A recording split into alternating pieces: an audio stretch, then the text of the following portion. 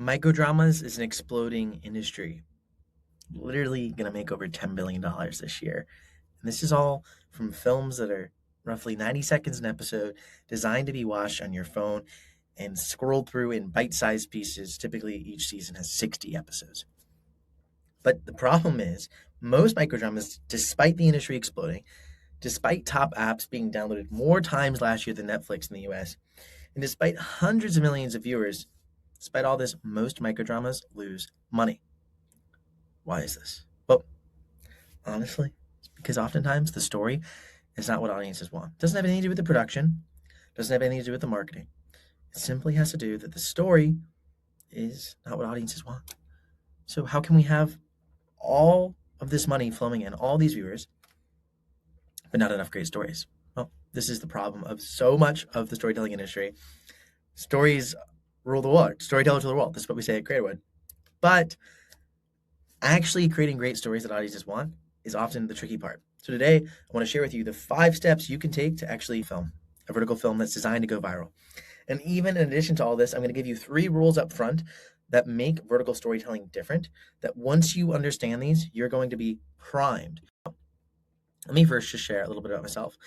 My name is Michael Evans. I'm a co-founder and CEO of Creatorwood, where we turn any script, story, or book into movies and shows with AI and allow you to sell it and stream it on our platform, where you keep 80% of the revenue and a direct connection to your viewers. You keep all the rights to your content. It's truly a one-of-a-kind place designed to help you build a business making AI movies and shows. But just because AI now allows you to be able to make films much cheaper, allows you to make films actually all on your own, or just hiring someone inside of the Creatorwood Exchange, actually writing great stories that audiences want is oftentimes the challenge. It's tricky, and I wish I had a formula, but instead, I'll share with you some tips that we've observed in the market and actually learned from this amazing book, which I'll link down in the description. I recommend you read it. It's called How to Write a Vertical Story in Days by Isabel Jareen, one of the top vertical film writers in the world. She's fantastic. The book's fantastic, and the insights I'm about to share with you are a combination of what I learned from her book, what we've learned helping creators make their own verticals with AI, and what I've learned being a sci-fi author. In high school, I published 12 sci-fi books.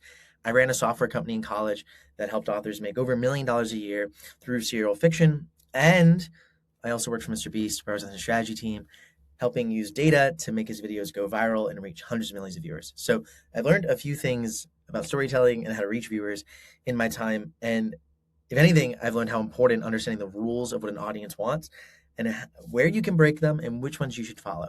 And with that, before we even get into the 5 steps of how to write a viral vertical film, I want to dive into the 3 rules. I want to dive into the 3 rules that no one really knows. But once you understand these, you'll be able to write vertical films that are addictive, that reach tons of audiences, and then ultimately can make you money. So first is, your title is your trailer. This is rule number 1.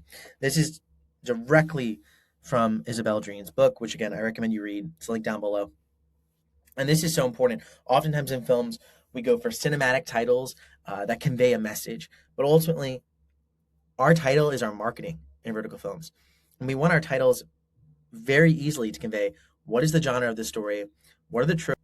Example of a title would be something like I Seduced the Prince, a film that we're working on at Creatorwood and going to be launching on Creatorwood streaming platform. We're really excited for it. You can imagine what it's about. You can imagine the trope there. Romantasy film. It's going to be a ton of fun. Next is, an episode is not a scene, okay? A scene is one location and one moment. An episode, though, must include a big change. And this is why episodes, despite them being really short, episodes might be 90 seconds, could contain multiple different scenes. This is really important to know. Episodes do not equal scenes. You're not just writing 60 scenes back to back and then making scene 1, episode 1, scene 2, episode 2. That's not how to think about verticals. Ultimately, each episode contains multiple scenes. And rule number 3, cliffhangers cut the episode mid-scene, and the next episode begins in the same scene.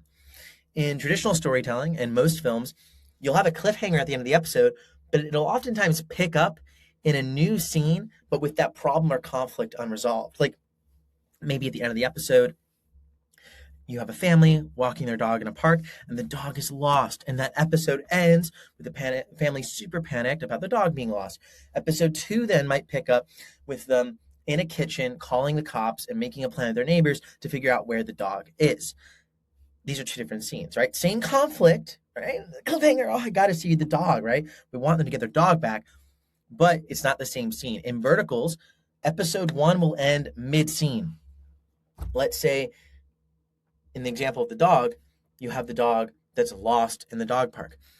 Maybe this is right, the episode ends right when maybe someone turns to their partner and goes, oh my God, I think the dog is lost. Episode ends, you're like, oh my God, what's going to happen? Next episode picks up, and then you see the partner's reaction going, I haven't seen them either. What happened to the dog? They were just at the dog park and they're not there anymore, right? So episodes end mid-scene, and the next episode picks up right in that same scene to keep that tension high and make it super, super hard to stop watching. Because ultimately, that's what vertical dramas are. Super, super addictive forms of storytelling that people watch on the go oftentimes. Maybe you're a busy mom and life is super hectic and you're like, okay, I got 5 minutes while I'm cooking dinner to just, devour some of this film. Or maybe you're going to be driving your kids to school and you've got some time while waiting in the car line. This is ultimately people watching stories oftentimes at different times than we traditionally sit down and watch TV. People oftentimes are not watching these films on the couch at night and with their family. Sometimes they are, but oftentimes it's fitting these films into moments in their life where they need to very quickly be able to get ahead of that story and then be able to move on from there. So now that we know these 3 rules, we can actually write our vertical script. And I'll be honest with you, if you're using the movie machine, you don't need to necessarily write in traditional script format. If you're trying to get this shopped around to other production companies, you certainly can do it in traditional script format. But if you want to make this film yourself using AI, distribute it on the Creatorwood platform, and really bring your imagination to life, if you're one of us, then you don't need to actually write traditional script. You can actually just write in prose, which is oftentimes really, really helpful. Many folks are more familiar with prose. You don't have to worry about all the rules that come with scripts. The reason for this is actually pretty simple. Candidly, the movie machine does better with more visual description. Oftentimes, these visual descriptions are not in scripts because it's the director's job. But if you're making films with AI, you're the director. So you providing some of that visual context about how things look that is typical in prose actually oftentimes leads to a better output in the movie machine. Because the movie machine by Creatorwood, when you upload anything, automatically converts it into your shot list and automatically creates all your characters. So it's okay if you have a script, that's great, but it's also okay if you have prose. You don't need a script to succeed in the movie machine. So with that said, step 1 is actually not writing yet. Instead, we want to create a concept that ultimately is going to do well in the market. And this is really tough because oftentimes we have these ideas, we get super excited about it, we're like, oh my God, like, is this story, like, I've got maybe this story about 3 folks playing cricket and falling in love, this like crazy love triangle in cricket. That actually sounds quite fun. That probably would do well. But what you want to first understand is what genres are doing well in verticals. Go look at Amazon Kindle. See which ones are selling what genres sell, particularly in the romance market. What's selling there? What are people watching? Look on TikTok and see what vertical films people are talking about, what ads you're being served up. If you've looked at other profiles of vertical production companies and seen their ads, you'll oftentimes get shown more ads. So which ones are doing well? Which ones are you seeing all the time in your feed? What you want to understand is if it's being advertised and being talked about, it's probably doing well. If it's selling well in book format, it probably has demand. People might want these things. If it's popular on Wattpad or popular on AO3, it's probably something people want to watch. So understanding what genres are doing well, and then understanding where you can fit in, right? What genres and tropes do you think you can make that you're excited by, that people like, and that you could put a fun twist on, that you can maybe add a different setting to? Maybe instead of it being a billionaire story, it's instead romantasy featuring a prince, or maybe instead of it being a action, true crime. There's lots of true crime thrillers right now. many of which are in contemporary worlds that's starting to do much better in verticals, true crime, maybe, or true crime set in a Wild West, or true crime set in a medieval setting. Point is, there's lots of different ways you can take ideas that are doing well and remix them in your favor. And this was the number one thing we did at Beast. We tried to always understand what videos were doing best online, how could we understand why these videos are doing well, and then take some inspiration from them to ultimately put our own spin and do it even better.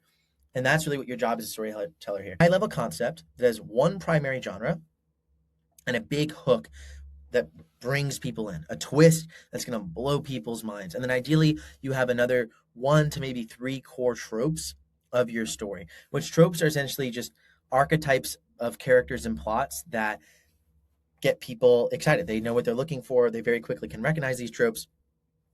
And it makes your story, in a sense, predictable, but not in a bad way, because it gives an audience what they want and allows you to put a spin on it. Because ultimately, what great stories are the same thing as other stories, meaning people get the same feeling, the same adventure, but a little different. That's the whole idea. Hit all the points, but be just a little different to get audiences continue to be engaged. So things that you want to understand that you're ready to move on from step 1 to step 2 is, do you have a high level concept that could translate into a really good title? Does that concept include one primary genre and maybe 1 to 2 tropes? You could even go all the way up to 4 tropes as well. Is it something that will be good visually? Like, it can work well muted. It doesn't need a ton of things explained on screen. If someone's busy and, in a loud mall, they could still, not even listening to your film, understand what's happening just by watching screen. That's really important for verticals. It doesn't include a universal emotion. Maybe it's love, revenge. A lot of verticals are revenge stories. You're done wrong by your family, maybe wrong by an ex, and you want to prove them wrong. And then, of course, if it's, something that is doing well already in the market, that's a very good signal, right? Like, you see that, My Homeless Billionaire Husband, for instance, is an extremely popular vertical. Maybe you do something similar to that, or you put a spin on it and include, instead of My Homeless Billionaire Husband, you take it into a different setting and take those same tropes, but just reimagine with a primary genre and tropes that people are going to love and that you think will do well in the market and also work well with visual storytelling. You need to outline your vertical film. But what's really interesting about the outline here is that you do not want to outline in order. This is great advice from Isabel Doreen. Again, you should read her book. It's linked down below. But ultimately, what you want to do here is first outline episodes 1 through 10. Why? 1 through 10 are the episodes of a vertical that are free. The first 10 episodes are always free. After that is oftentimes when folks will start paying. This is not true for every vertical. Some verticals might have more episodes free. Some verticals might, even be entirely free. There's some that are entirely free and ad supported. But at episode 10 is typically when people are going to pull out their wallets and start to actually pay to watch more of the film. So you want to make sure that they're really hooked by episode 10, which is roughly going to be 15-ish, maybe 10-ish minutes into your film. What you want at the end of episode 10 is a huge revelation and a huge plot twist. Like, maybe if we're talking about a billionaire story here with a hidden or secret identity, the billionaire, you find out in episode 10, you thought he was just a janitor, and then you find out, wow, this guy's a billionaire, and I'm now like married to him. That's wild, right? So that's what you would be the big twist. You find out, the secret identity reveal happens, and then you end it off on a big cliffhanger of some kind that really hooks them into the rest of the episodes. Now, what would be logical is, after outlining episodes 1 through 10, throwing them into the conflict, really ratcheting it up, that you would then outline the rest of these episodes and episode 11, 12, 13, etc. But instead, you actually want to jump to the end of the film. Oftentimes, vertical films are 60 episodes. They can be as much as 75, but usually at least 50. So you want to jump to the end of the vertical film and start outlining there, and outline what is that big moment, the climax, what is resolved, and what is the crisis then that happens right before the climax? What is that darkest night of these characters where it feels like all hope is lost? And then go back and reverse from there. And now that you have your ending and your first 10 episodes, outline the rest of it from there. And ultimately, the reason for this is very clear. You want to make sure that you know your ending and you know your beginning so that the middle does not falter. The middle does not wander and the middle does not drag. You know where you're ending and you know where you're beginning on two strong points and can now make a really strong middle that ultimately is super engaging and gets people to want to keep watching to the end. Because just because you have an amazing ending doesn't mean everyone's going to get there.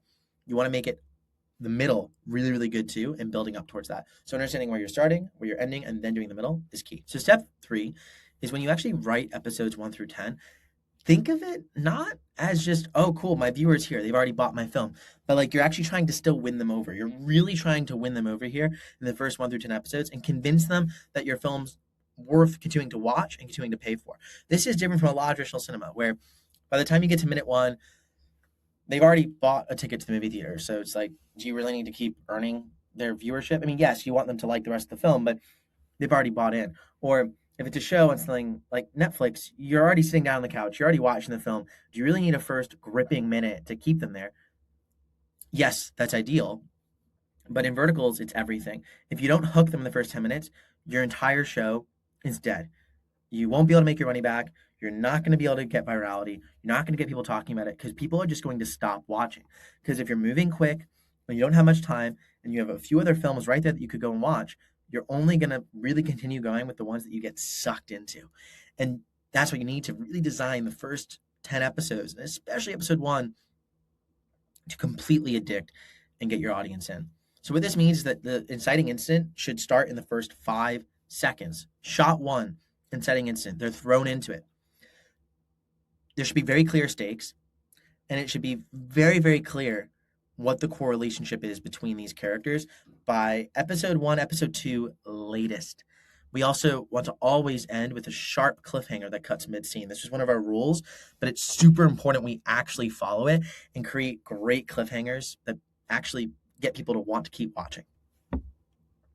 Then across episodes 2 through 9, we want to start revealing secrets.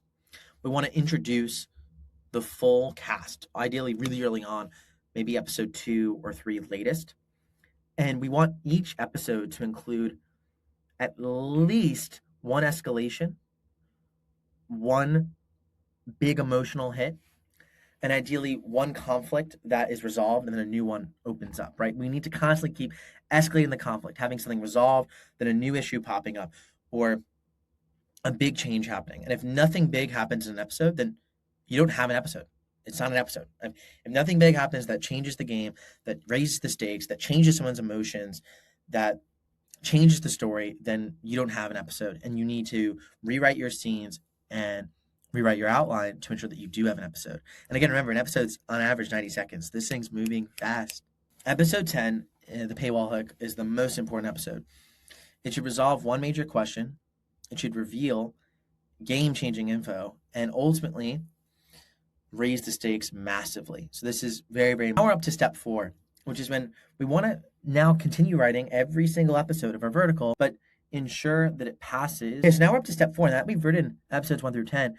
We actually can go make it, right? We can actually share it with the world. We can take our title, we can actually upload it into the movie machine and make a pilot of our first 10 episodes and see, if you release this on social media, if you put this out on Creatorwood and market it, can you get people to finish it? On Creatorwood, we actually show you exactly where viewers drop off in each episode of your film. So you can actually see, okay, cool. This was my retention from episode 1, episode 2. 100 viewers started it, 70 viewers made it to episode 2. 70 viewers started episode 2, 60 made it to episode 3. You can start to see where people are dropping off and what tweaks and changes you need to make to your core story to make it better. And this is really key to actually do earlier rather than later, because what you want to figure out is your story headed in the right direction? Is this story even the right genre and the right tropes? And you'd rather figure this out 10 episodes in than figuring it out after you've already produced the full thing. So step 4 is ultimately making a pilot, and by the end of this pilot, validating whether you should go on and write the reps. Some key tips here for writing these vertical episodes are: 1, you want to make sure that your dialogue is extremely tight, right? You don't want dialogue necessarily to be realistic, like in a conversation you might have verbose conversations back with people. No, no, no, no. You want dialogue and verticals to be 2, 3 lines max. You want to make sure it's efficient, emotional, and loaded with conflict. Ultimately, verticals don't hold back. It's like soap opera, right? The drama is up front and center always. Likewise, you want to make sure that there's no greetings or goodbyes unless they reveal characters, and that each character is sticking true to themselves. They either have like these core sayings, core attitudes that they're sticking to. You don't want to, get lost in the conflict and not have characters be their unique selves. Next is understanding cliffhangers. This is a pro tip as you keep writing your full vertical. There's 10 cliffhanger types, and you want to vary these. Because if you don't vary your cliffhanger types, it's going to start to get stale, where you cut the episode mid-scene every single time in the same place. Audiences know what to expect, and it starts to lose that tension. You ultimately want to be unpredictable, and how you can be unpredictable is vary your cliffhanger types. Essentially, you rotate them. So a reveal is something, a reveal mid scene and then cutting off right after the reveal. A reversal, you thought something was going to happen, instead it went the other way. You thought they were going to get married, and oops, they're right about to walk off and call off the wedding. A question, like a big question that's asked, do you love me? Bang. Threat, right? This is maybe someone knocking on the door, super angry. Then there's an incomplete scene, which is just the scene is cut off midway. This is, sometimes a harder one to do, but can be good every once in a while. An emotional shift.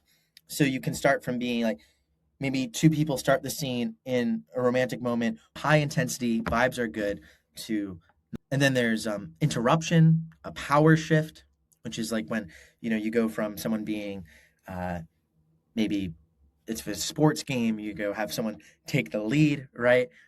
If it's in, if it's in a court, it could be the prince overtaking the king, etc. So the big rules here, just don't repeat the same back to back. And ultimately, the whole episode should build up to the final 5 seconds where you end off on this hook into the next episode. Now, on how to write a viral vertical film. As I mentioned, be sure to read the book by Isabel Dreen, linking it down below. It's like the best and one of the only books on how to write a vertical story. And I'd love to now create an episode on how to market vertical films. So if you're interested in me making that episode, just comment on this video, reach out to us over email at hello@creatorwood.tv. And if you want to watch it, I'll make it. And what we're super excited about in Creatorwood is we're basically launching the streaming platform this week. Like, it should be going live into beta. A big public launch with any fanfare quite yet, but it's a great time to get your shows uploaded and to start experimenting with coming out with your first pilot. So if you like the whole idea of going from film to pilot, and you want to actually upload your first vertical into Creatorwood, just go to creatorwood.tv, upload your story. You can start to actually turn it into a film using the Move Machine. It's so much fun. It's, again, so much cheaper and so much faster than traditional filmmaking methods. You get to keep 100% of the revenue, and you get to keep 100% of the rights to your content and 80% of the revenue that you make on Creatorwood. And lastly, just thank you for being here. I'm so excited for the vertical space, and we're doing a ton of experiments in the vertical space, actually creating our own vertical films to help promote the Creatorwood platform. So I can't wait to share those films with all of y'all and ultimately grow our viewership together. With all that said, amazing rest of your day, and don't forget, storytellers rule the world.